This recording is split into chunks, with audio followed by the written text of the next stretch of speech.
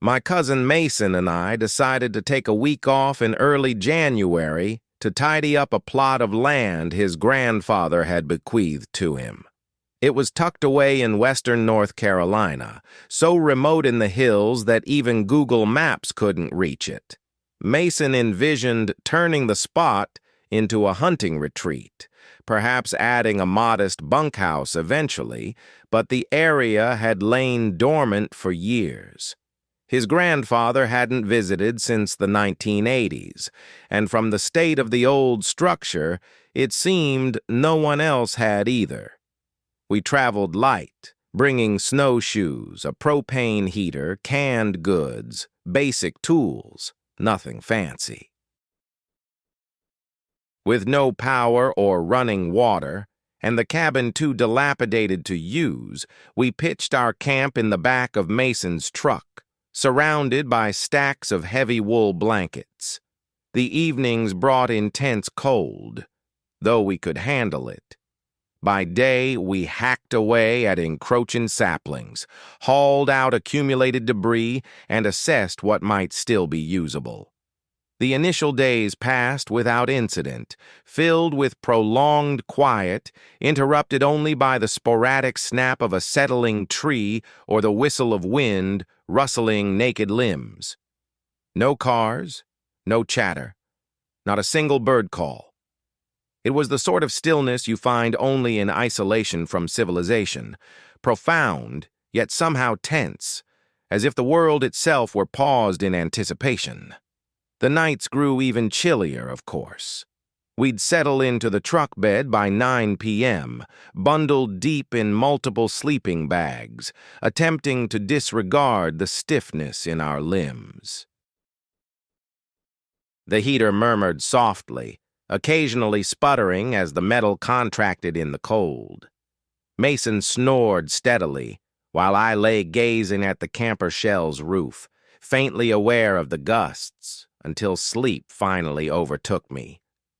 On the fourth night, Mason shook me awake around 2 a.m. He prodded me firmly and hissed my name.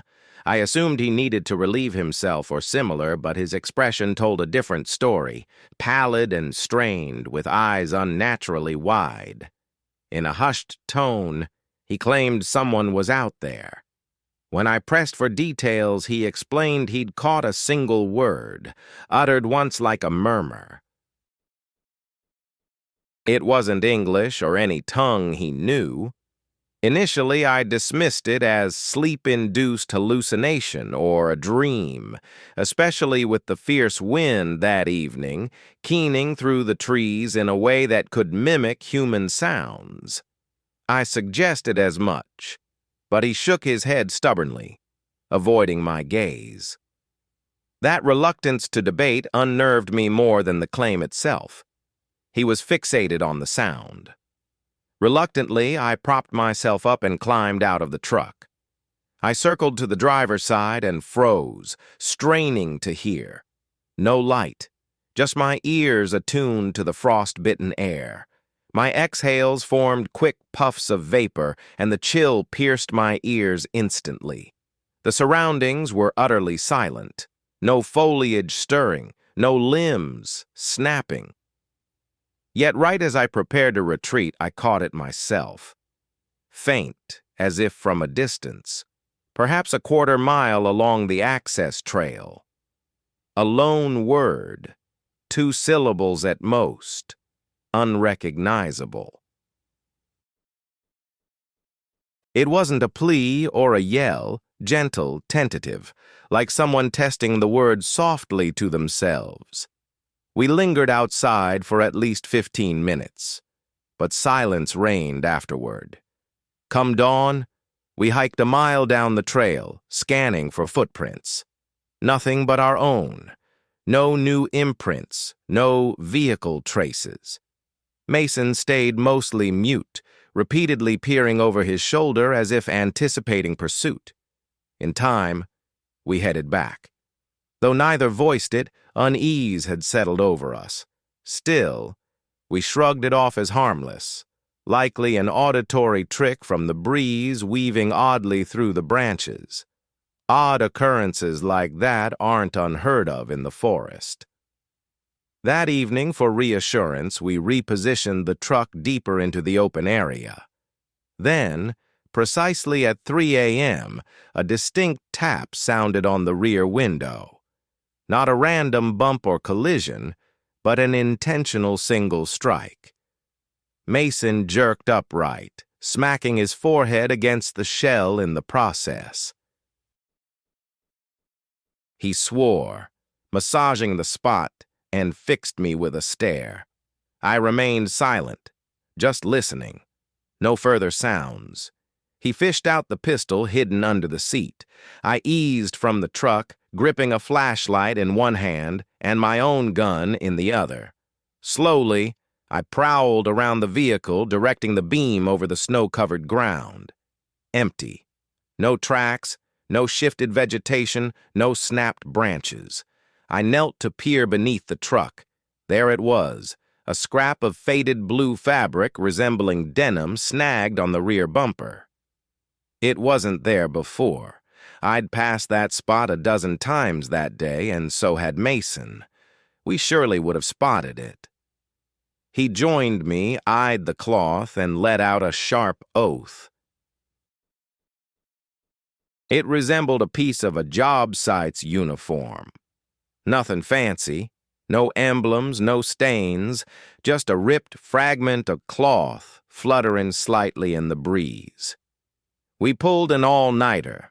That dawn marked what we thought would be our final one there. We loaded everything up at first light and prepared to leave, but the pickup refused to turn over. The battery had gone completely dead. No prior hints, no evidence of power loss. The cables checked out fine. We'd used it without issue just yesterday. Mason didn't second-guess it for a moment. He insisted sabotage was at play. He proposed we go our separate ways. There was a repair shop roughly 5 miles westward, and he believed he could trek over, phone for help, and return by dusk. I hated the notion of parting, yet we couldn't risk abandoning our equipment. So I hung back. He set off about 10 a.m. At 4 o'clock, no sign of him. By 6 o'clock, twilight was creeping in, and I shouldered my bag to follow his trail. I traced his footprints across the drifts, beyond the path's bend, along a slim crest. It was around 90 minutes before I reached him. He was rooted in place at the brink of a broad chasm, motionless, eyes fixed below. I shouted his name. No reaction. I approached and nudged his arm. He jerked as if he'd blanked on my presence. Then he muttered, "It's still there below." I peered where he looked. Only drifts, woods, and frost met my eyes. That's everything I noticed. He explained that as he traversed the spot, the voice echoed once more, nearer now. He paused to catch it, and that's when a shadowy form crept deliberately over the gap. Not rushing, not tripping, just purposeful and even. Then it halted, vanishing from view. We hurried back side by side, wordlessly tense. Silence hung heavy. Sleep evaded us again that evening. Come morning, we hitched a lift from a lumber hauler heading through and made it to civilization. We skipped any official statement. What could we claim? Zero evidence existed. Mason offloaded the property 3 weeks on. He took the first bid that came, eager to wash his hands of it. My relative Darren had handed over the keys to his remote hunting shack along the Kentucky-Virginia line. He'd been deployed abroad then, leaving the place deserted for nearly 12 months. He requested I inspect it, patch a shattered pane, empty the lines ahead of winter's grip, confirm the shingles held up. It was the start of December, during one of those stretches where the chill seeps through your layers gradually, erasing any memory of comfort. The highways remained navigable at least. I tossed in a bedroll, essentials, my toolkit, and kibble for the pup, then hit the route at daybreak.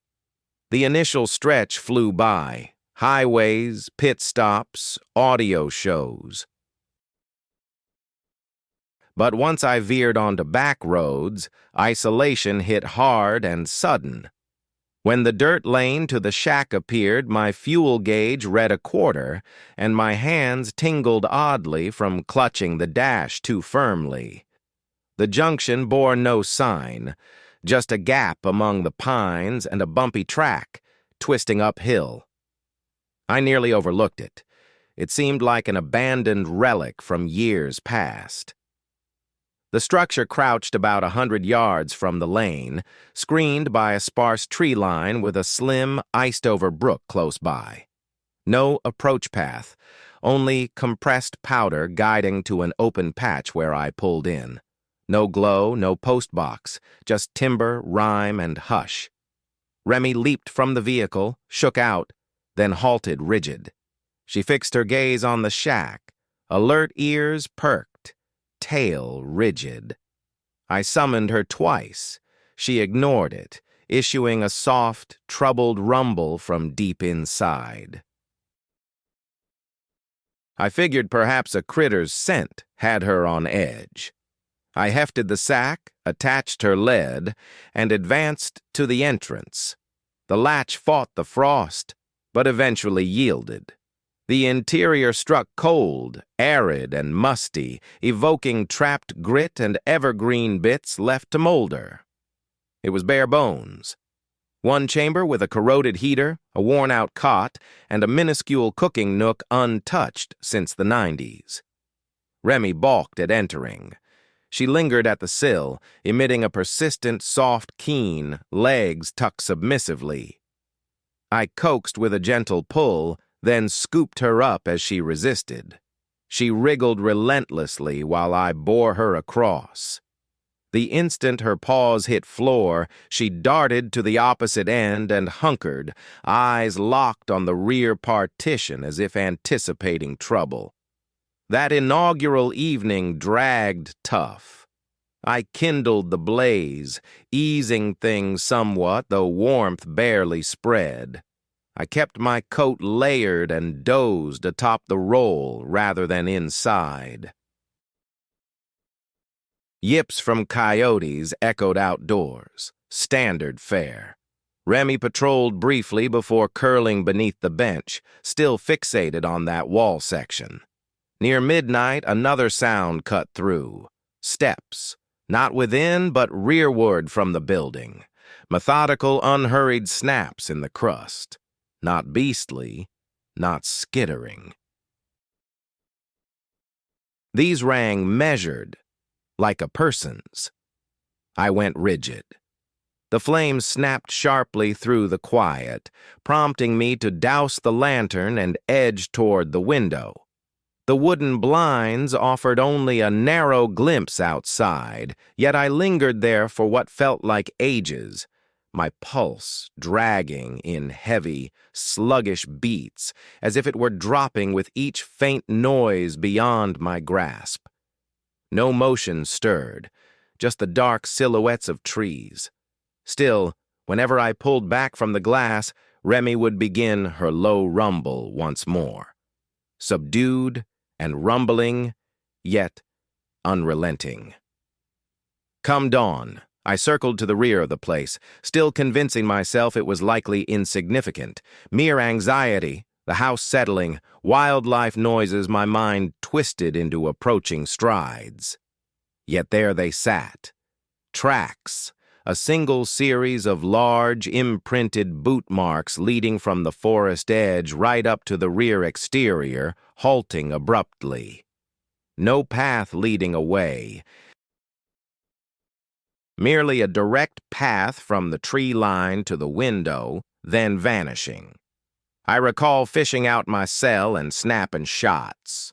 I magnified the image, ensured the details were sharp, and even positioned my own boot beside one for comparison. I thought I'd share them with Darren soon, perhaps tease him about his eerie forest companions. That evening, I pulled up the images anew, erased, all of them. The directory stood barren, no damage, no errors, just vanished. I scoured the backups, the album, even filtered by timeline. Zero results. I remained glued to the display, racking my brain over whether I'd truly pressed store or accidentally tapped erase.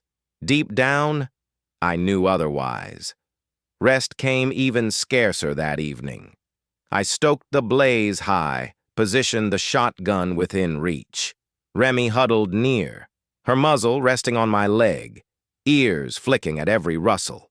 As dusk fell, the footfalls returned.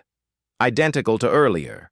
Crunch, crunch, crunch, methodical and unhurried, looping around the structure. This round, I skipped the window. Curiosity had faded. Then silence fell.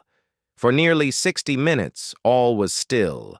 Only the hearth's glow, my ragged breaths, and the sporadic groan of the building contracting in the chill. Then came the raps. Not at the entrance, against the siding. 3 deliberate, echoing bangs. I froze in place, silent. Remy leaned heavier into my knee, her frame rigid. We simply endured, braced for whatever. At last I mustered the courage to unlatch the door and sweep the beam outward. Empty. Yet the impressions had multiplied, encircling the deck and tracing the cabin's flank. Bare soles, not boots. Naked human souls pressed into the frost, easily 12 in number, uniform in size, as if one individual had paced repeatedly around the site. I jammed the bed against the entryway, cradled the firearm across my knees, and remained vigilant until the embers waned. Near 3 in the morning, Remy's growl sharpened anew. More urgent this time, a clear alert rather than terror. And then the tread echoed within. One footfall, pause, then another. Measured and intentional, traversing the boards past the heater. I held my breath, fixing my gaze on the shadowed recess where the flame's reach ended. Nothing visible. A figure should have been outlined there, but emptiness prevailed. I rose, weapon at the ready, and advanced a bit toward the rear. Deserted. But pivoting back, the main door gaped wide. No squeak, no icy draft, no whisper, just ajar. I secured it, bolted it, reinforced with the bedding, and endured without slumber till daybreak. With the first rays, I loaded my gear haphazardly. No tidying up. Simply hurled my belongings into the vehicle. Remy leaped aboard as if anticipating the cue. The path out proved treacherous, glazed with a fragile ice sheath. I skidded toward the embankment on 2 occasions, but urgency overrode caution. Distance was all that mattered. Upon reaching my residence at last, I connected the device and revisited the files, still void, save for a single image. Captured from the cabin's far angle, down low as if from a squat and dead center, myself, curled asleep beside the heater. I have no recollection of placing the phone there, no memory of another's presence. Yet the timestamp aligned with that initial evening. I erased it immediately, offloaded the gun the following day, and forwarded the keys to Darren by post. Back then, my work involved freelance tasks, mainly audits for wireless firms, surveying antenna installations in isolated zones. It lacked allure, but the compensation was solid and suited my preference for isolation. A vendor I'd collaborated with previously reached out regarding a brief project. They supplied a grid of locations, paper records for verification, and a loose timeline. Many of the masts occupied peculiar niches, tucked against sheer inclines, concealed amid icy glades, accessible solely via dirt tracks or access paths. The final entry was a signal booster several miles beyond a temporary route near Elkins, West Virginia. Unfamiliar territory for me. Truth be told, aerial maps showed scant evidence of a real thoroughfare, just a faint trace slicing through timber before dissolving into powder. The outfit assured me a maintenance crew had plowed it the prior weekend, opening a viable approach. By late January, the daylight had begun to wane as I steered my rented truck, tire chains rattling, onto the side road. The path was precarious, a tight squeeze without any margins, with snow compacted solidly along the edges like icy barriers. No barriers to prevent a slide, no spots to pull over, only dense woods, drifts of white, and that premature dusk of deep gray blue that grips the highlands so swiftly. Finally, the tower emerged, poking just above the treetops. At its foundation sat a modular trailer, the sort of temporary office common at job sites, perched awkwardly on concrete supports. Nearby, a generator droned reliably, and a thin plume of warm air escaped from a rear exhaust. Nothing out of the ordinary. I'd encountered plenty of these configurations before. I maneuvered in, halting near the entry path, then crunched out into snow that reached my ankles, the chill nipping sharply at my nostrils. The trailer's interior carried a musty scent of aged synthetics and grit. Stale but not off-putting. As soon as I shut the door, the heating unit hummed to life with a parched rattle.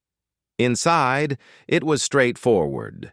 A plain steel workbench, a bank of modems and electrical gear against one wall, an outdated fire suppressor from pre-pandemic days, and 3 hefty cabinets secured to the base.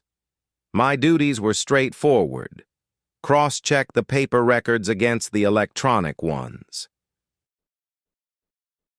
Inspect the backup provisions. Validate the site's label date and approve it. Probably no more than 20 minutes total. I began with the cabinets. They contained volumes of protected log pages, durable against the elements, marked with times, as monotonous as plain board. The initial pair held the expected fare, routine notes on tower operations, tech approvals, and gear inventories. But the third one was different. Sitting prominently was a crimson file. It stood out, no binding, no shielding cover. Merely an inexpensive holder with a slanted tag affixed haphazardly. Quote 1. Yet this place was Station 209. The designation was etched on the entrance and aligned with my paperwork. No reason for materials from another site here, much less one flagged for ongoing review. Curiosity prompted me to flip it open. The contents were pages in the familiar pattern and design as the others, but an unease crept in. The chronologies were jumbled. One sheet noted December 16th. The next, January 3rd, followed by a leap to November 28th. None built on the last, as if they'd been randomly mixed and dumped inside. Then my name appeared. It was listed on a document, typed, endorsed, and timed, and the endorsement mirrored mine precisely. The tilt, the stroke intensity, even that quirky loop on the J from my school days. Eerily identical. The timestamp indicated I'd approved it 2 weeks prior, but I'd been in North Carolina then, overseeing a peak location outside Asheville. I recalled those treacherous curves slick with ice, the relentless gusts, and the nausea from descending a glazed escarpment. For confirmation, I reviewed my phone's location logs. Absolutely, I hadn't come anywhere close to Elkins. Yet the document bore my name, my mark, and a procedure executed just as I would. Checklist in my favored order. It seemed as if they'd replicated not only my script but my routines. I pushed the crimson file to the side and accessed the console linking to the records. On the digital side, all seemed in order.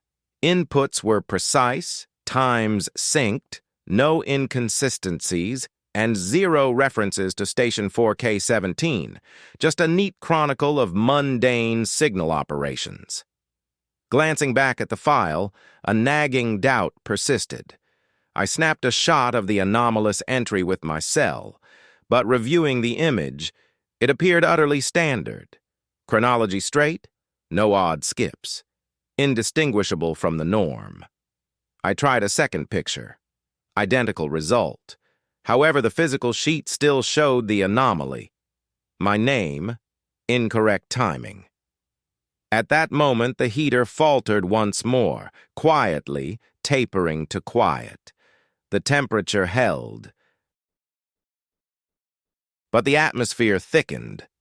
The sort of change that has you scanning shadows without cause. I pivoted to the cabinet. The crimson file had vanished.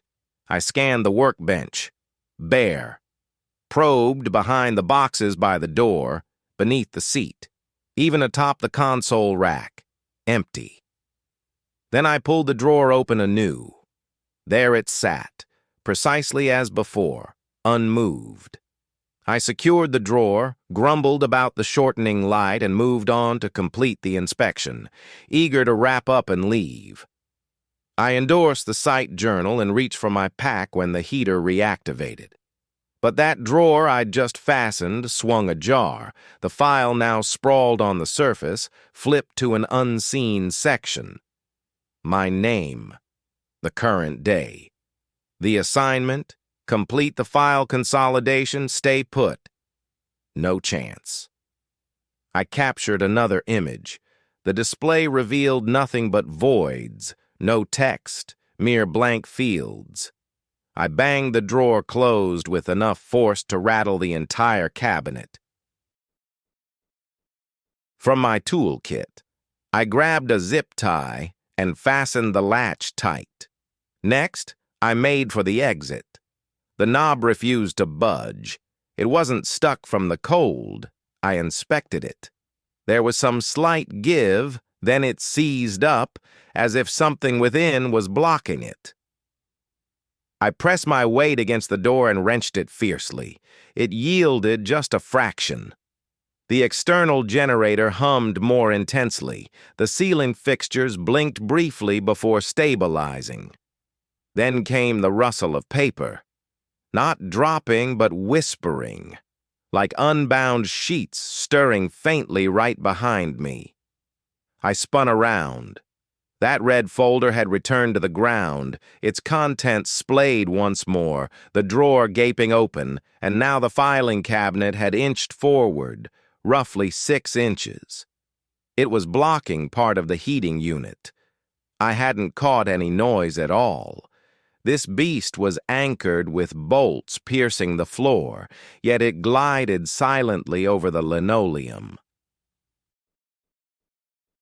I crammed the sheets back in, thrust the folder far into the drawer, and wedged a crate against it for good measure. After that, I pried off the heater's rear cover and killed the power via the circuit breaker. The emergency radio was silent. My phone showed no signal. It had displayed a single bar before. Now it endlessly scanned. No way was I staying the night. I snatched my pack, gave the door another try, and this time it flew open effortlessly. The outdoors lay hushed, save for the wind whispering over the drifts. My boots cracked through the frozen surface as I ventured out, pausing for a final glance back via the trailer's glass. The interior lights were dark, but there sat the folder on the desk once again, perfectly positioned, sealed shut, illuminated by the crimson emergency strip. I didn't return. I drove on until I reached asphalt and continued until spotting a lit gas station close to Bellington. I crashed in the truck that night, leaving the motor running. Come morning, I rang the subcontractor and explained I couldn't wrap up the elk survey. Claimed the access road was far too treacherous. They didn't press the issue. Likely figured I'd cut out prematurely due to the storm. My Uncle Nate owned this remote shack deep in the Appalachian Mountains. I'd visited just twice prior, always during summer, when the forest buzzed with life, and the biggest threats were bug bites or Nate charring the breakfast. That winter outing flipped everything. It marked my initial glimpse of the spot blanketed in white, and my final approach to it ever. It was only Nate and me that time. My folks were navigating their split and had handed me off for the duration. Nate arrived in his battered old Chevy, its door crumpled and caked in mud. He reeked of fuel and cured meat. He uttered hardly a syllable, merely gave a curt nod, assisted in loading my duffel into the truck bed, and passed me a sack of sunflower seeds for the journey. The trip dragged on for nearly 6 hours. We halted once, near a curve marked by a crudely painted sign reading, quote, "2." He topped off 2 battered jugs while I scuffed at the powder. Our agenda was loose. He mentioned attempting some ice fishing on the lake. Perhaps a short trek if the weather held. We aimed to head home prior to classes resuming. That summed it up.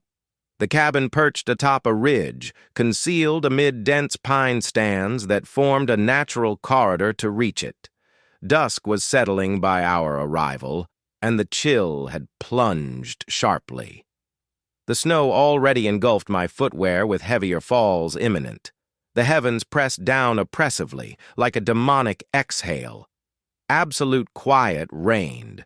No avian calls, no breeze, just an unnatural hush that silenced even the branches. The interior offered scant relief from the frost.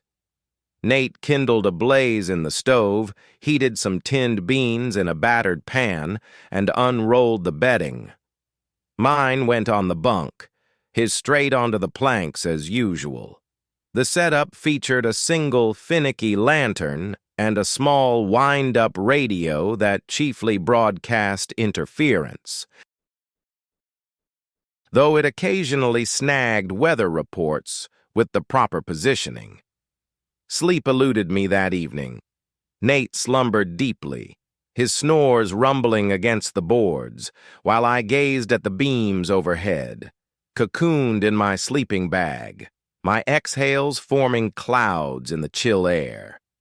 The flames had dwindled to embers, and the structure's timbers groaned under the dropping temperature. Initially, it mimicked standard rustic sounds, timber shrinking, drafts seeping through gaps. But soon it evolved. The groans elongated into drawn-out sighs, steady and cyclical. I figured the gusts might be toying with the branches, yet the source lay inward. It emanated from below. I eased upright. The flooring radiated an unnatural frigidity, seeping upward. The structure rested on posts with an underbelly void. Earlier, Nate had stashed a stack of logs there to ward off moisture and the iced earth. The noises ceased the instant I stirred. I held still, listening intently. Silence. I convinced myself it was likely wildlife, a raccoon or a possum, nothing more. Still, I stayed put, skipping the light. Instead, I flipped positions, cinched the bag closer, and fixed my eyes on the partition until exhaustion claimed me. The following evening I roused even icier. The flames had died completely, leaving the stove icy under my fingers. My feet throbbed with numbness, and each exhale hung in the chilly air like fog. Nate remained dead to the world, one arm draped across his eyes, jaw slack. I slipped free from the sleeping bag, snatched the flashlight, and decided to toss more logs into the stove. There was an exterior door beneath the porch for the main wood stack that Nate used. But right there was this compact access panel next to the stove, leading straight into the crawl space below. I'd noticed it before, but never paid it any mind. Curiosity got the better of me then, that impulsive kind kids have, where you act without weighing the risks. Crouching low, I flipped the latch and swung the panel wide.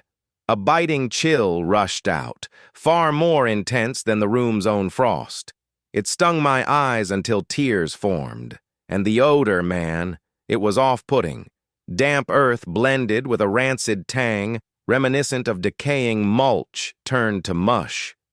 Shining the light inside, I saw only the packed soil, support beams overhead, and a few logs piled along one side. The beam wavered slightly, likely the fading battery. As I stretched to snag a log, motion caught my eye. No frantic skittering, no noise at all, just a gradual lift. Initially, I dismissed it as my own shadow playing tricks, or perhaps the light distorting a stack of timber oddly. But the form continued to ascend. It loomed high, impossibly so for any human, forced to stoop beneath the floor planks. The illumination skirted its edges without penetrating, revealing a silhouette but no substance within. Like a void carved in human form. It held still, offered no words, simply lingered before cocking its head curiously, akin to a puzzled pup or a limb bending from strain. Panic seized me. I let the panel crash closed and tumbled backward, slamming into the stove so forcefully the pot atop it clattered. Nate shifted with a murmur, flipped over but stayed asleep. I avoided the sleeping bag entirely, frozen in place for the remaining hours. The flashlight trained on the panel. I hugged my legs close. Come dawn, Nate behaved as usual, griping about the dead fire and asking me to assist in clearing the path to the creek. I avoided glancing at the panel, or at him. Food barely passed my lips. That second evening, sleep evaded me. I stayed upright, flashlight clutched, bundled in the bag. Nate suggested propping the panel ajar, claiming the space below required airflow to prevent the logs from getting damp. I itched to protest, but merely dipped my head in agreement. Near 2 a.m., the groans resumed. Not from below this time, but pressing from behind the stove. Not clear steps, more a steady compression, as if weight bore down gradually on the planks from beyond. I hissed Nate's name, softly. Silence. The noise ceased. Then they appeared, digits or approximations of them, 4 shadowy forms nudging through the panel's gaps. Not skin, not pure darkness either. More like suggestions of grasp, as though hands were being imagined into being. Breath caught in my throat. My ribs seized as if iced over inside. The room's heat drained away instantly. The lantern's glow flickered faintly, seeking refuge. The panel edged upward a sliver. I jerked the flashlight beam high. Emptiness. Yet the void beyond pulsed now. Not with warmth's haze, but a liquid undulation flowing inward. It defied reality, like a fissure straining to seal. Then it stretched higher still. Its crown eased past the threshold into the cabin. The low roof ought to have halted it, yet it pressed on regardless. The light struck where features might be and got swallowed as if aimed at an endless drape of night. A scream clawed at my throat but stuck. Abruptly, Nate bolted upright. No prelude, no rustle, just rigid as if tugged by wires. He seized the hatchet near the entrance and flung it wordlessly. It embedded with a solid thunk beside the panel. The presence plunged away as if reeled in sharply. The panel banged to. Words failed us. Rest was impossible. Nate began stowing gear at first light. We abandoned half the supplies, the rods, it all. He barreled down the road non-stop until a fuel stop along I-67. From the payphone, he murmured to someone out of earshot. We climbed back into the truck and covered the miles quietly. That place saw us no more. At 32, I took on watching my cousin Caleb's cabin for 5 nights while he headed to Louisiana for his in-laws. I jumped in without much reflection. He'd timed it perfectly, catching me jobless and restless, sensing I was in his debt and worn thin by crowds. Caleb's proven solid over time. Just a couple years back, I fell 3 months behind on rent, and he footed the bill without demanding a plan to repay. He mentioned offhand that I'd pay him back eventually. So when he inquired about me watching his cabin for a short while, just to ensure the pipes stayed thawed, critters didn't raid the pantry, and no intruders showed up. I agreed without hesitation. That was a mistake.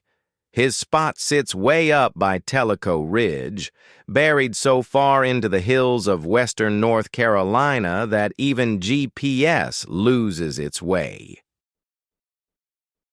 You pass the final gas pump by a quarter hour, veer onto a gravel path that gradually becomes hard-packed earth, and then jostle over 5 miles of something scarcely called a road. 0 cell signal, no folks nearby, only woods and winter white, particularly come December. At the outset, the isolation appealed to me. Seemed like a chance for some peace. Caleb equipped me with a snowmobile, a pair of diesel cans for the generator, and a yellow notepad scribbled with a brief rundown of duties. "Keep the shed bolted," he instructed. Coyotes had learned to fiddle with the catch the previous winter. The porch stored food in bins fastened with triple clips, and the pipes required flushing morning and evening to avoid icing over. He passed over the keys and remarked nonchalantly, "The initial pair of days go smoothly. Beyond that, odd things begin to surface." I figured it was his humor. Caleb's got that deadpan style for pranking folks. He'd once talked a buddy into believing his woodshed overlapped an ancient Civil War burial ground, all to test if the guy would still join poker evenings. I brushed it aside. Those opening days passed without issue. Chilly, sure, but I kept occupied. I'd packed plenty of reading material, a massive thermos, and a stack of frozen burritos. His vintage satellite radio only snagged a handful of channels. Yet the interference and bizarre midnight rants about plots didn't bother me. Truth be told, I savored the hush. Snow drifting beyond the windows, logs snapping in the hearth, hours unfolding lazily. But the third evening shifted everything. I turned in near midnight. The flames were fading, and the generator's low drone vibrated up from below. I was drifting off when a sharp snap echoed, a single one, reminiscent of frost splintering. I froze, straining to hear. Moments later, another noise, like a burden easing over the shingles, or perhaps a thick limb releasing its hold. It wasn't boisterous, merely noticeable. I anticipated the breeze to gust once more, masking it so I could doze, but the quiet lingered. The machine droned on, the hush expanding endlessly. Come dawn, the shed stood ajar. Impossible. Caleb had fortified it with dual latches and a crossbar on account of black bears. Leave the security setup alone, he'd warned. Quote 5. Yet the catches hung loose, the bar tilted nearby. No items gone as far as I could tell. Shovel, gas cans, weathered camp stove, a corroded fishing kit. Right beyond the doorway, though, in the pristine powder, lay a subtle trace. Not footprints, but smears from dragging. Slender and slight, forming a curved line that led from the entrance, swung past the cabin's side and halted abruptly. No backward path, no sign of pivoting deeper, as if the source advanced and then vanished. I circled the entire grounds hunting for extensions. Flakes had begun tumbling gently and persistently, so I assumed the night's cover-up had erased any further clues. Even so, the precise termination gnawed at me. That evening, I delayed retiring. Jitters had plagued me through the daylight, and I chided myself for paranoia.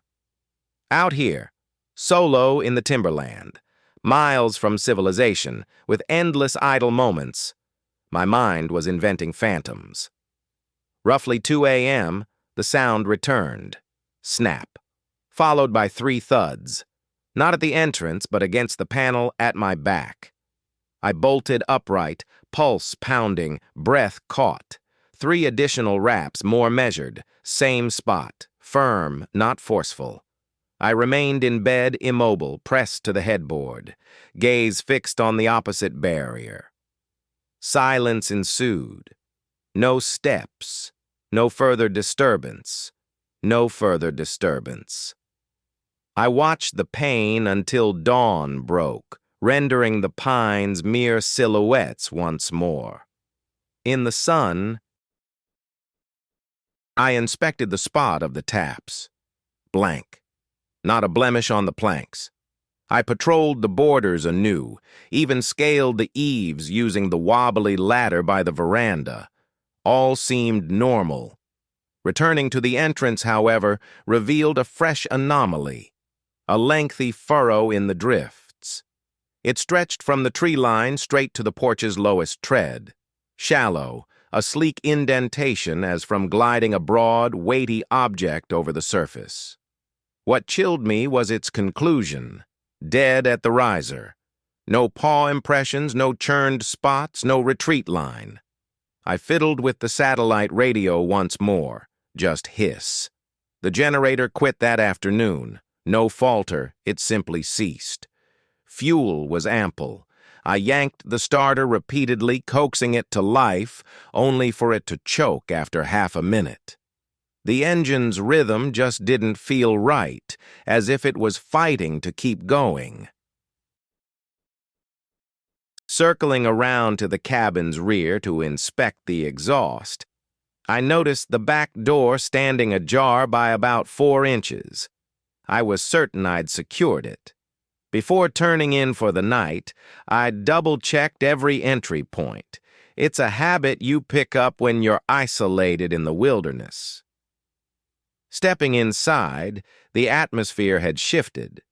Caleb's cabin normally carried scents of lingering wood fire, stale brew, and whatever game was overdue on his drying line. This time, though, it carried the earthy tang of rain-soaked soil and moss, but thicker, more oppressive and moist. I secured all the windows, flipped on every bulb, and positioned the rifle he'd stashed within easy grasp. I'd never fired it. Still unsure about loading it right, but its presence offered some comfort. That evening, the wind roared fiercer than usual, rattling the shutters and whistling through the roofline.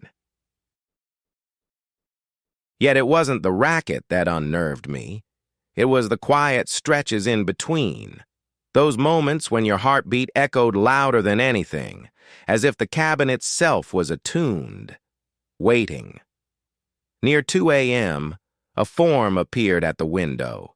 Merely an outline, broad and stooped. It remained still. Didn't budge or react, simply loomed there, a shadowy silhouette against the pale, snowy dusk. I blinked hard.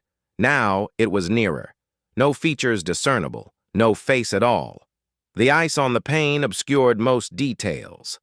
But I sensed its presence. Something massive and weighty right beyond the glass. I shut my eyes, counted slowly to 10. Peering again, the pane was clear. Yet the snow below bore a deep imprint, as though a heavy form had pressed against it for ages. I stuffed my pack with necessities before dawn fully broke. Essentials like my wallet, base layers, a torch. Fired up the snowmobile and headed out. But I hadn't gone a mile when I halted. Logs barred the path, not scattered by chance, but piled intentionally, one atop another, forming a wall at least 4 trees deep. I studied the obstruction for what felt like forever, then reversed course. Sleep evaded me those following 2 evenings. Noises plagued the quiet, faint thuds overhead in the loft, subtle groans from the planks underfoot, and on 2 occasions, what seemed like labored breaths right outside the lavatory. I quit investigating. Instead, I hunkered down, enduring until daylight returned. On the last night, the atmosphere grew dense, like the prelude to a tempest when barometric pressure plummets and your ears ring. Suddenly, all illumination in the cabin failed simultaneously. Not only the power source, but the reserve lamps on batteries, the beam I'd left glowing on the counter. Pitch blackness enveloped everything. Within that void, the corridor warped. Hard to describe otherwise. It elongated, as if reality twisted just wide enough for an unseen presence to slip past. I barricaded myself in the loo, huddling on the tiles until illumination flickered back. Come morning, the flurry had eased. Skipping breakfast entirely, I seized my pack and departed on the snow machine. The barrier of trees? I ignored it, forcing the vehicle through narrow openings, hauling it manually where needed. I pressed on relentlessly until spotting the initial cleared highway. Caleb retrieved me a couple hours afterward. He kept it brief, handing over a flask of hot liquid and inquiring if solitude had worn thin. I claimed an early exit. The vehicle conked out roughly 20 minutes past sunset, far beyond a spot known as Delmer Hollow. If the name rings no bells, count yourself fortunate. It's that kind of backwoods dot on the atlas that seems mythical once you arrive. Endless timber, a scattering of rural boxes, and a serpentine 2-laner that appears laid down in the 70s and left to rot. I planned to muscle past the issue, but the motor faltered. It hacked a couple times, gagged as if strangled, then quit cold. Headlamps died too, like the rig had simply opted for rest. I twisted the ignition repeatedly, earning only clicks and the dawning truth of my predicament. Surrounding me, dense woods, snow-cloaked pavement, and a piercing chill that gnawed at your teeth and settled into your skeleton. I sat motionless for several minutes, engine silent, observing my exhalations cloud the glass. Panic held off, for the moment. Gazing into the flurry, I muttered inwardly, "All right, sort this." Recalling a structure about half a mile prior, a modest outpost nestled roadside. I'd barely registered it earlier, dismissing it as yet another shuttered pit stop. But now it was the sole haven in sight, for league upon league. Bundling extra layers, I fetched the light from the dash compartment and set off on foot. Night fell unnaturally deep. The sort that devours your light's reach beyond a handful of paces. Powder muffled my footfalls, and despite knowing the route's gentle bend, doubt crept in about my direction. 10 minutes or so later, there it was once more, a squat brick hulk, partially entombed in drifts. No glow, no markers, merely a husk. The entrance, a timber slab buckled by years and dampness. It resisted until I shoved with force. The hinges wailed, startling me mid-stride. Within lay the predictable decay, a pair of communal facilities, doors long vanished, a pair of benches fastened to the walls, plus an overturned vending machine slumped in the corner. Frost coated the windows. The atmosphere hung heavy with damp staleness, reminiscent of decaying foliage and accumulated grime. Nevertheless, it offered shelter under a roof. I swept snow from the closest bench, settled onto it, and wrapped my coat around me snugly. My fingers were already numb. I chafed them vigorously as I surveyed the space. An ancient payphone was affixed to the rear wall, clearly out of order, yet I inspected it regardless. The handset felt icy against my skin. No dial tone echoed back, only emptiness. That initial hour passed in an eerie hush, unnerving perhaps, but not outright frightening. I felt chilled, uneasy, and frustrated with my choice of path. Fear hadn't set in yet. I assumed I'd endure until morning and head out at first light. But around 9 o'clock, the initial rapping echoed. 3 gentle taps against the door. I went rigid. The sound was faint, yet impossible to miss. Rising with flashlight and grip, I called, "Hello?" Silence greeted me. After waiting a bit, I eased the door open. Only snow and woodland stretched out. No stir, no noise. Fresh flakes were falling harder, half burying my earlier footprints. No additional marks, zilch. I shut the door carefully, rationalizing it as snow sliding from above or a limb swaying in the breeze. The typical rationalizations. 10 minutes on, it repeated. 3 raps, identical pattern, a touch more insistent. Now I held still. Perched on the bench, beam fixed on the entrance, my pulse quickened slightly, and I realized my hold on the light was vice-like. No gusts stirred, no limbs rasped nearby. The quiet was absolute, defying ordinary causes. On the third occurrence, the knocks dragged out, more forceful. 3 solid thuds, as if a fist connected but restrained from splintering the wood. I leaped up and flung the door wide. Vacancy once more.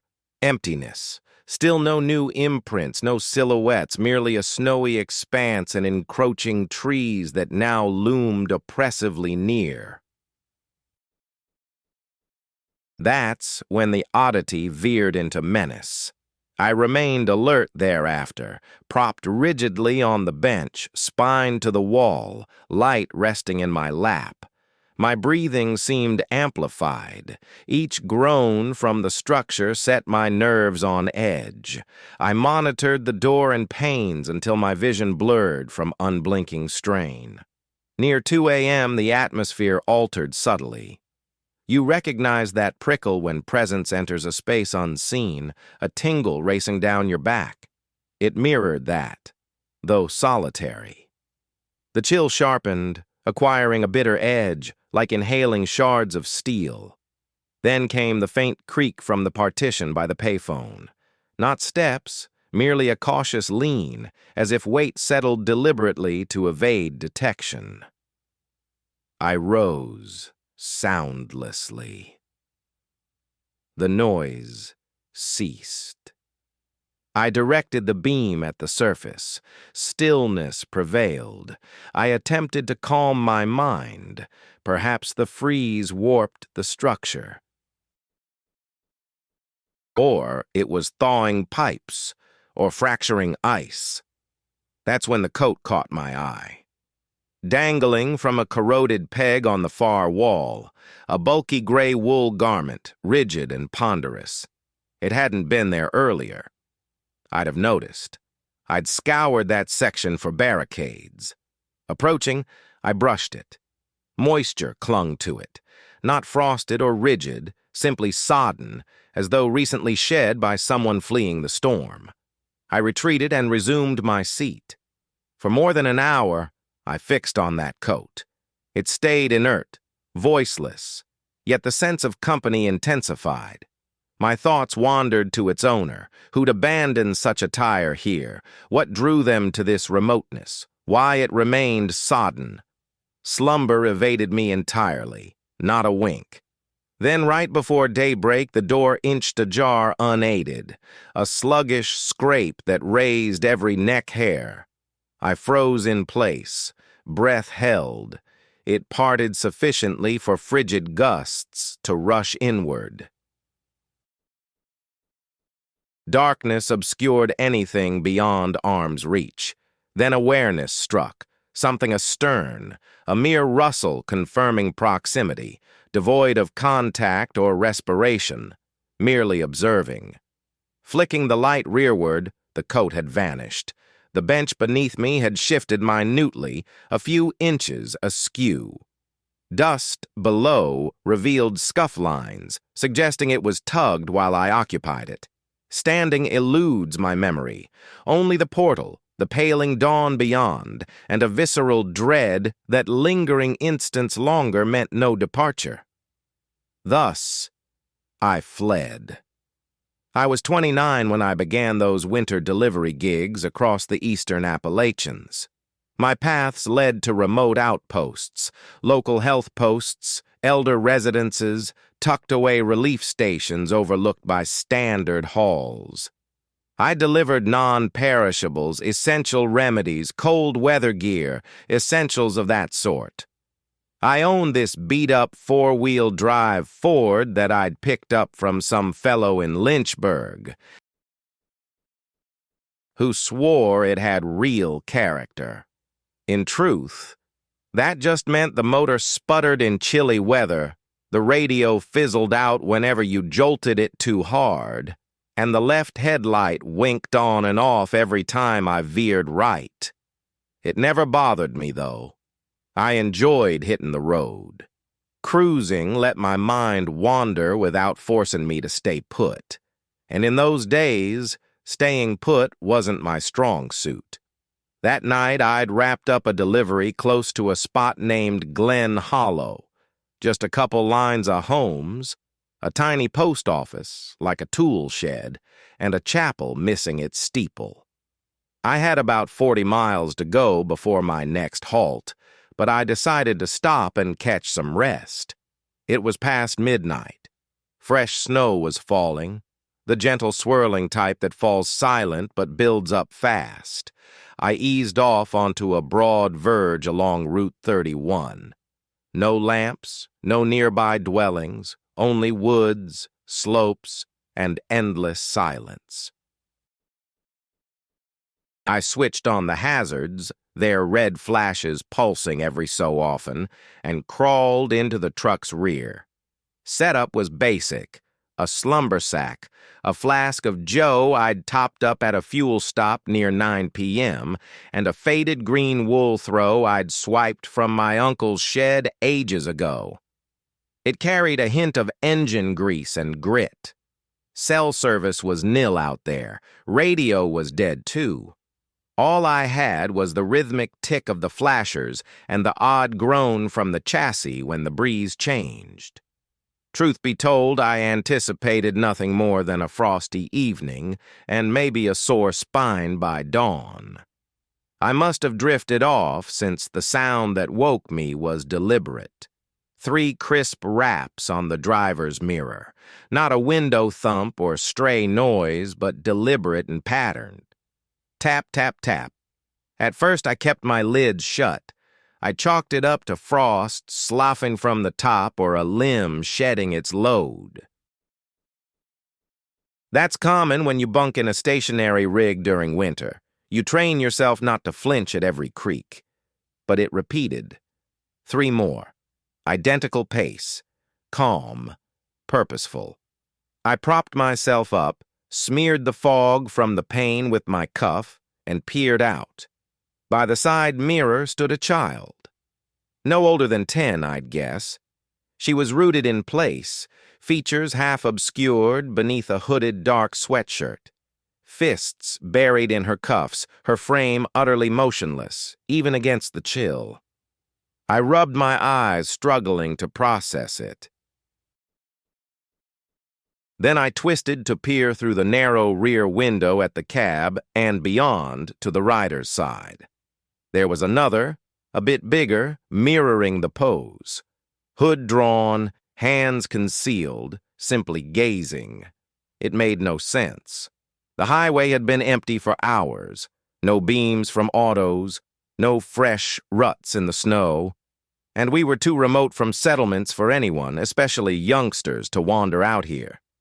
The one beside me finally uttered something. Her tone was oddly hushed, nearly flat. Quote 8, she murmured. Quote 9. The phrase emerged deliberate, like she was rehearsing it. No fear, no begging, just stating. I cleared the glass once more, edged nearer. Now the other was fixing her stare on me. Her complexion was unnatural. It clicked after a beat. A strange blue cast. Not frostbite's flush, but as if the hue underneath was glitching. The shade was just off.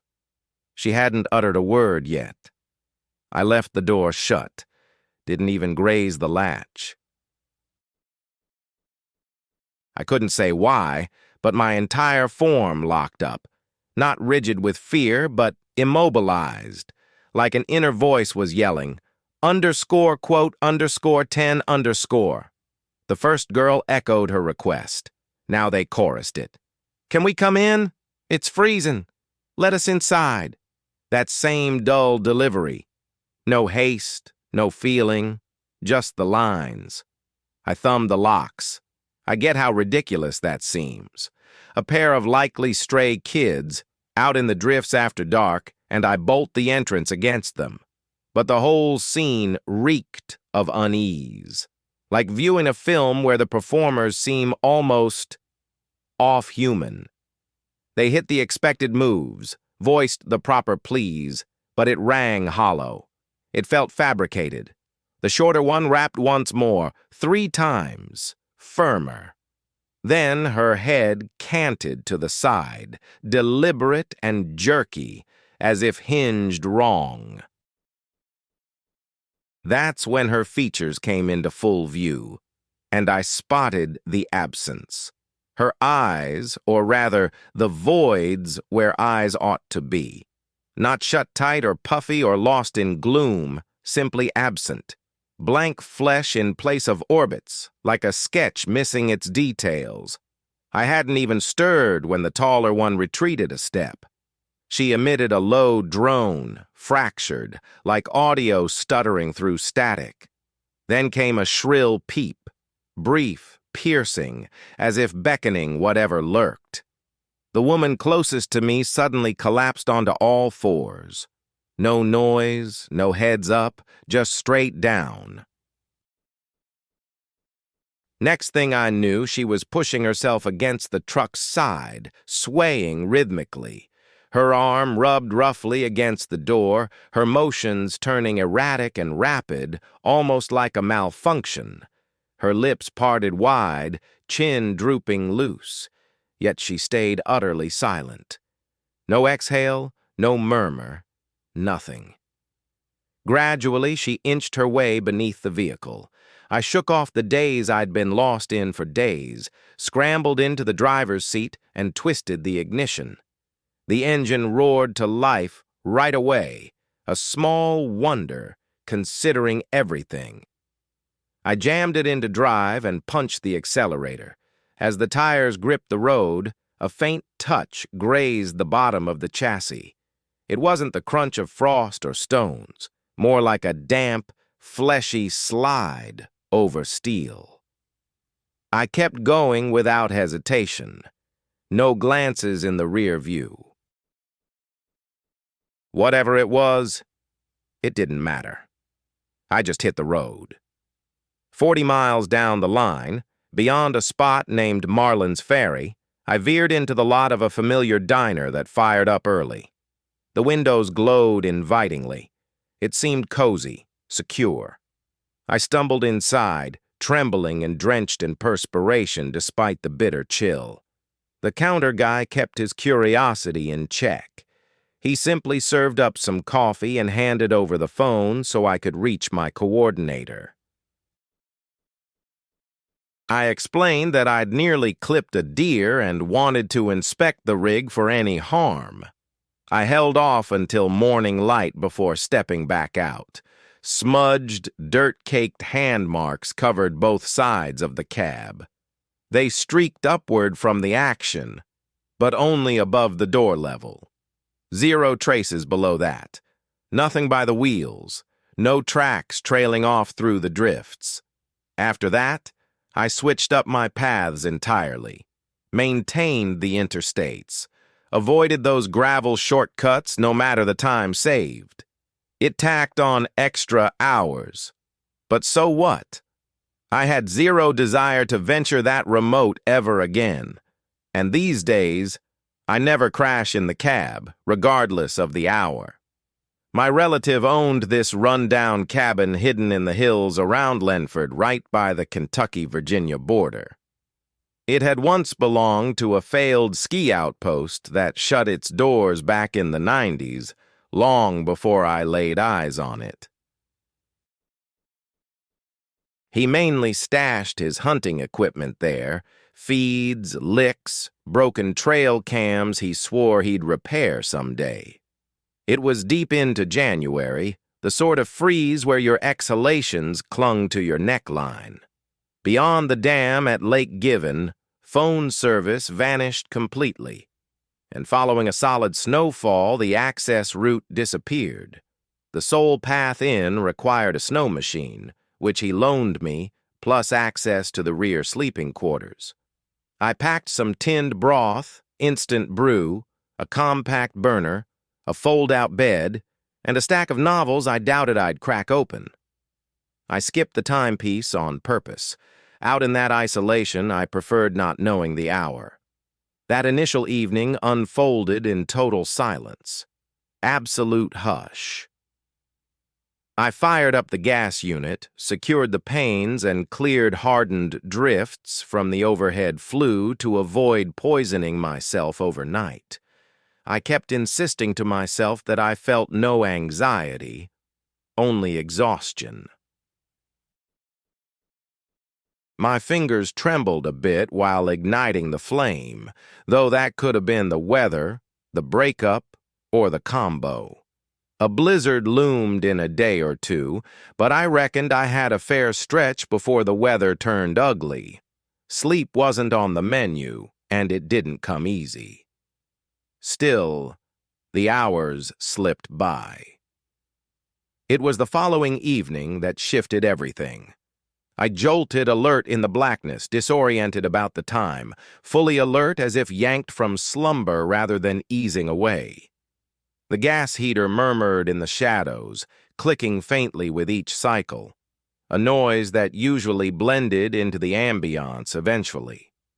My mouth felt like sandpaper, so I propped myself up for a swig from my canteen. That's when the tapping came. Not at the entrance, but against the paneling.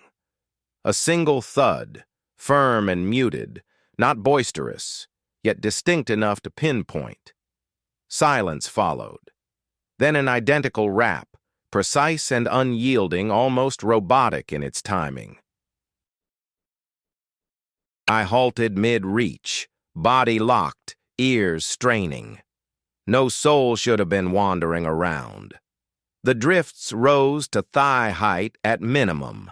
Folks don't trek that distance in the dead of winter, and the closest dwelling lay miles distant. It had to be well after dark, or so it seemed, in inky void. That slope swallowed even ambient glow from the stars. No crunch of boots, no stirring, merely those pair of thumps, and then stillness. Moments ticked by. I attempted to dismiss it as the unit acting up, or frost expanding outdoors. Aged timber plays odd tricks in the frost, but the pattern struck me as deliberate. I eased back onto the mattress, but it groaned deeply and deliberately under me, even though I hadn't settled in yet. The noise preceded my adjustment, as if another weight had tested it first. Every muscle tensed. I held my breath briefly. I swiveled my neck slightly to sweep the space, and that's when I spotted it. Near the threshold, beyond the table's rim, a form huddled close to the floor. It might have passed for equipment, perhaps a bundle, but earlier when I'd stretched out, no such thing existed. It appeared too compact, too blocky, and far too squat for an upright figure. I remained motionless, eyes fixed. At last, I grabbed the headlamp attached to the bunk rail and switched it on. Its light sliced into the blackness, revealing emptiness. No outline, no stir, no trace of any presence whatsoever. Only my footwear, the water container, and my supplies, all positioned precisely where I'd placed them. I reasoned that perhaps I'd recalled it wrong, that shadows had deceived me in the gloom. Yet that explanation rang false. It seemed as if an unseen watcher had been observing me. Sleep evaded me entirely after that. Through the night, I remained in the shadows, alert and vigilant, searching for ways to stave off fear. By dawn, I'd persuaded myself it was merely a nightmare or a reaction to tension. I chuckled softly as I swept snow from the rooftop, chiding myself for overreacting. Next, I moved to lace up my boots only to discover them stuffed full with snow, dense and firm, not merely moist or gritty. I knelt and felt it, frigid, the sort brought in from the outdoors, not remnants from clothing. Each boot was crammed solid from heel to toe, without any signs of thaw. Strangest of all, the surface had a faint icy crust, as though it had chilled exposed to the elements long enough to develop a shell prior to being forced inside. At that moment, I ceased any denial. I inspected it all thoroughly. The door stayed bolted from within. Windows remained shut tight, no footprints, no breach marks, no leaks from above. I even scaled the countertop to examine the ventilation cover, wondering if a creature or intruder might have slipped through. All clear. That evening, I forwent rest altogether. I shut off the heater to avoid it drowning out noises, and perched in the armchair fully clothed, a torch resting on my knees. Silence reigned, broken only by my breaths and the sporadic creak of timber contracting in the frost. Near 3 a.m., a shape appeared at the window, just the head. No torso, no form, merely a circular stationary silhouette, faintly discernible over the snow mound. It neither bobbed nor altered. It simply lingered, as if a figure had buried itself in the drift, peering in through the pane. I stayed seated. I refused to uncover more. I endured. Time dragged on. The head persisted unmoving. With daylight, it vanished. No imprints, no clues, only pristine drifts. I convinced myself it was a hallucination, but it carried none of the haze of fancy. It felt like an entity had drawn near to scrutinize me, poised to gauge my response. That day, I gathered my things hastily. No neat packing, just crammed into the bag and secured to the snow machine. I descended the slope cautiously, half due to the slick incline, half from constantly glancing behind. I skipped returning home. Instead, I located a roadside inn near Arliss Hollow along the forgotten route and rented a space. I was 26 when I committed to that winter assignment in Larch Hollow, a spot marked on an outdated path chart, hardly a settlement. Much of their seasonal field work had halted amid the storms, yet this remote station required a lookout. Several trail cams had quit sending signals, so they needed someone present for safety. It might have been storms, dead batteries, or worse, trespassers or drifters. Fresh from a prior job, the pay suited me fine. I'd handled comparable duties: routine inspections, gear oversight, fuel checks, animal sightings. Mostly dull. I anticipated time for books, journaling, or quiet reflection. They airlifted me to Asheville, then hauled me 5 hours via twisting hairpin turns deeper into the peaks. The pavement grew less cleared the higher we climbed, forcing a switch to a snowcat for the final stretch. That last leg transported me to another realm. No wheel marks, no steps, just evergreens and boundless white. The shelter was basic: single-chamber, groaning plank floors, a propane unit that rumbled louder than it heated, and an external generator that hummed if coaxed properly.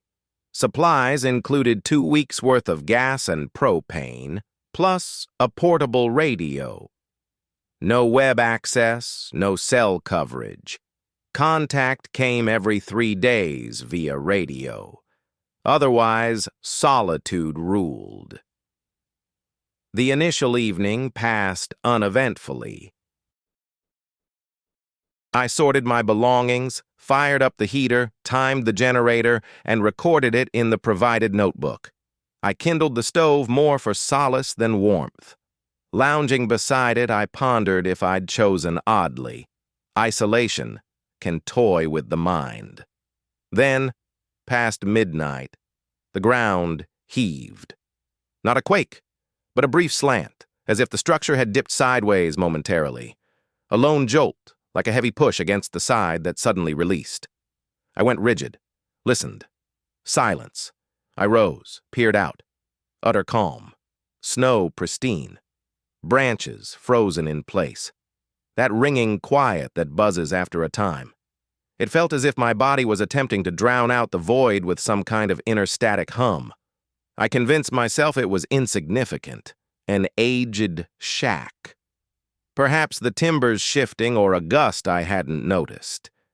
Yet something rang false about it. The noise itself wasn't the issue. It was the sensation it triggered in me, as though it originated beneath my feet and crept upward through the framework. On the second evening, I'd just extinguished the lamp when it struck once more. This instance was more intense. The structure lurched abruptly, dislodging a pot from its hook.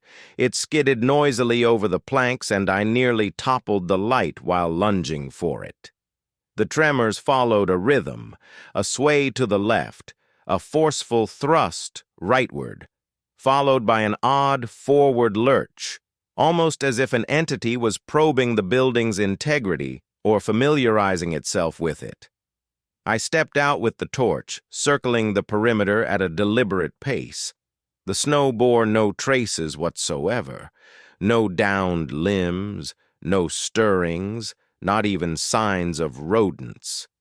It seemed the ground hadn't been disturbed for days. By the third evening, I'd abandoned any hope of rest. I hunkered down on the ground, boots laced, mittens on, hatchet balanced on my thighs. The flames flickered faintly, barely sustaining themselves. I remained utterly motionless, ears attuned. When the disturbance returned, it no longer resembled vibration. It was compression. All the panels and supports compressed inward simultaneously for a brief instant. Not aggressively, but sufficient to tense my back and constrict my airway as if submerged. The pressure resonated in my molars and chest. I bolted through the entrance into the drifts, anticipating I'd interrupt whatever was responsible, yet the open space lay serene. The forest edge opposite hadn't stirred except for one trunk. Just one, now leaning at an unfamiliar slant. I'd scrutinized that row of trees plenty to recognize the change. I approached it. At its roots, the powder was disturbed. Not tracks, but compacted and disturbed, suggesting a massive form had squatted or hauled itself over the surface. A broad patch of flattened drifts, irregular and unnatural. That's when genuine alarm first pulsed through my core. Not outright terror, but a physical response outpacing my thoughts. On the fourth day, I inquired via radio if anyone had noted odd quakes or pulses at the outpost.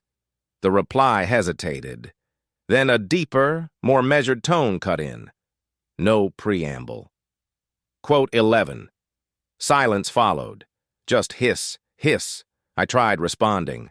Dead air. The fifth evening proved the most harrowing. It commenced sooner than before, near 9, as I leafed through a discarded manual, something on Appalachian flora. The whole shelter heaved. No subtlety this time. A fierce jolt that almost threw me off kilter. An iron vessel tumbled from the rack, gouging the boards below. I peered out the pane. A figure loomed amid the timberline, distant enough that only its outline registered. The glow from the lamp obscured details, but it clearly wasn't human. It stooped awkwardly, its posture unable to straighten, with a protracted spinal bow and limbs dangling excessively. Slender frame, bare of outerwear, immobile. It lingered as the cabin bucked once more, then ceased. With unsteady grip, I doused the light. Glancing back, it had vanished. I remained awake till dawn, hatchet at the ready, blaze dimmed. Each crackle from the wood made me flinch. Not a wink of slumber. The sixth day brought radio failure. Zero connection, no hum, no interference. Blank. I inspected the connections, disconnected and reattached them.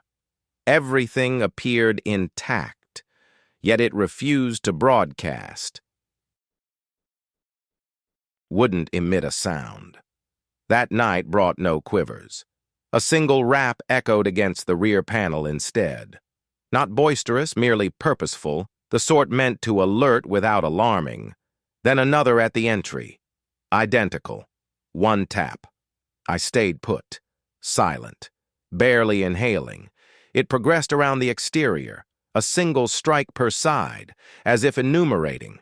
I froze in place, detecting the faint squeak of powder underfoot between thuds. By 3 a.m., fresh flakes began falling, thick ones.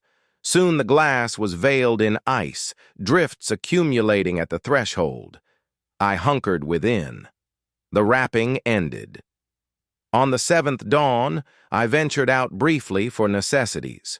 Drifts reached my thighs. Air hung motionless, though the woodland appeared amiss.